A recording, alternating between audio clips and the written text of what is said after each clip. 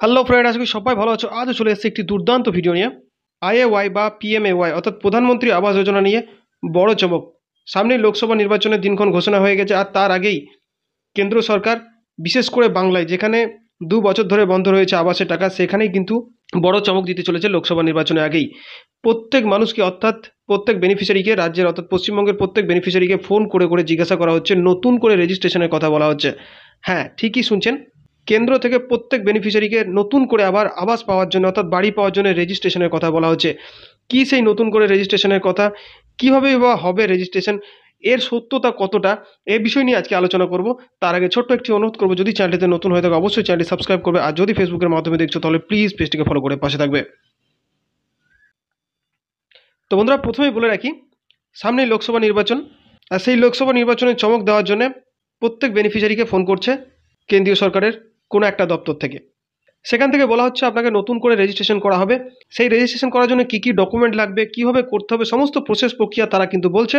তো বন্ধুরা, আমরা সরাসরি চলে এসেছি সেই দৈনিক অনলাইন পত্রিকায়, যেখানে বিস্তারিত দেওয়া আছে। কি বলছে, নির্বাচনী আচরণবিধি লাগু হয়ে যাওয়ার পরেও রাজ্যের 11 লক্ষ আবাস উপভোক্তাকে, অর্থাৎ যেগুলি অলরেডি আগে থেকে রেজিস্ট্রেশন হয়ে আছে, তাদেরকে ফোন করে টোপ দেওয়ার অভিযোগ উঠল বিজেপির বিরুদ্ধে। গ্রামীণ এলাকায় আবাস প্লাস যোজনার কেন্দ্রীয় পোর্টালে নাম রয়েছে, তারপর নতুন করে তাদের আবেদন করতে হবে, আর তারপরেই মিলবে বকেয়া টাকা।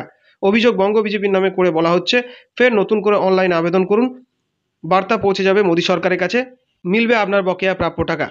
ইতিমধ্যে হাওড়া, হুগলি, 2 চব্বিশ পরগনা, 2 বর্ধমান, নদিয়া সহ দক্ষিণবঙ্গের বিভিন্ন প্রান্তে এমন ফোন বার্তা আসার খবর মিলেছে।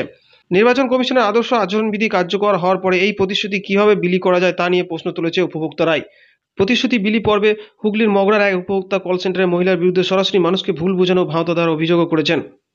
এমনিতে লোকসভা নির্বাচন, কেন্দ্রীয় আবাস যোজনা বড় ইস্যু হয়ে দাঁড়িয়েছে। তৃণমূল কংগ্রেসের সর্বভারতীয় সাধারণ সম্পাদক অভিষেক বন্দ্যোপাধ্যায় জানিয়েছেন, কেন্দ্র আবাস যোজনার টাকা না দিলেও রাজ্য সরকার বাড়ি তৈরির জন্য টাকা দেবে।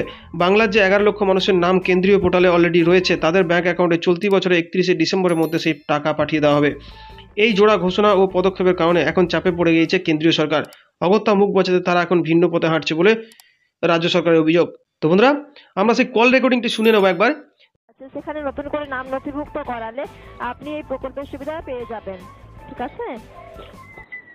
আমার তো লিস্টে নাম আছে স্যার, ওই লিস্টে নাম থাকা সত্ত্বেও আপনাদেরকে ফর্ম ফিল আপ অনলাইনে করতে বলা হচ্ছে, কারণ অনলাইনে ফর্ম ফিল আপ করলে আপনার কাছে নতুন করে ভেরিফিকেশন যাবে এবং সেটি মোদী সরকারের কাছে পৌঁছে যাবে। তাহলে আপনার বাড়ি পেতে কোনো অসুবিধা হবে না। যেগুলো করা হয়েছে, যেগুলো নাম এসছে সেগুলো তো স্যার কিছু এনকোয়ারি হয়নি, কিছু ভেরিফিকেশনও হয়নি। হ্যাঁ, ভেরিফিকেশন হয়েছে, মানে অনলাইনে ওরা তুলেও ফেলেছে। তো তাহলে আপনার লিস্টে নাম থাকা সত্ত্বেও আপনি বাড়ি পাচ্ছেন না? না, বাড়ির পয়সা তো আটকে রেখে দিয়েছে তো কেন্দ্র সরকার। কেন্দ্র সরকার ছাড়লেই ঘর হবে। কেন্দ্র সরকারের হাতে স্যার কিছু নেই। আপনাদের বাড়ির লিস্টের জন্য যেহেতু নাম চলে এসেছে, সেহেতু ওনার হাতে কি করে থাকবে বলুন? এটা তো আপনার পাশাপাশি যেখানে কার্যালয় বা কার্যকর্তারা আছেন, ওনারাই তো বেটার জানবেন না কেন্দ্র সরকারের হাতে কি করে সেটা থাকবে স্যার। যেহেতু আপনার লিস্টে নাম চলে এসেছে, সেহেতু ওনার হাতে তো কিছুই নেই। আর কেন্দ্র সরকার তো টাকাটা ছাড়বে। টাকা নিশ্চয়, দেখুন, আপনার যখন লিস্টে নাম এসে গেছে অবশ্যই উনি টাকা ছেড়ে দিয়েছেন, কারণ আপনার মতো তো অনেক পরিবারই বাড়ি পেয়েছে লিস্টে নাম থাকার পরে।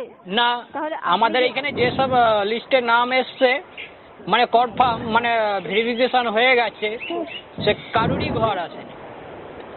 তো বন্ধুরা, আমরা পরিষ্কার শুনলাম সেই কল রেকর্ডিংয়ে এক ভদ্রমহিলা রাজ্যের কোনো এক উপভোক্তাকে বলছেন যে নতুন করে রেজিস্ট্রেশন করবেন, তবেই কিন্তু আপনার প্রাপ্য টাকা অর্থাৎ বকেয়া টাকা পাবেন। তিনি কিন্তু পরিষ্কার করে বললেন, অর্থাৎ সেই উপভোক্তা বললেন অলরেডি আমাদের রেজিস্ট্রেশন করা হয়েছে, তাহলে আবার কেন নতুন করে রেজিস্ট্রেশন করব। সেই পরিপ্রেক্ষিতেই কিন্তু অপর প্রান্তের মহিলা কিন্তু তাকে পরিষ্কার করে বোঝালেন কি করতে হবে না করতে হবে। তো বন্ধুরা, শুধুমাত্র এটি এখন ভোটের গিমিক, না মানুষকে ভুল বোঝানো হচ্ছে, না আগামী দিনে এর ফলেই রেজিস্ট্রেশনের ফলেই বাড়ি দেওয়া হবে, সেটি এখন দেখার।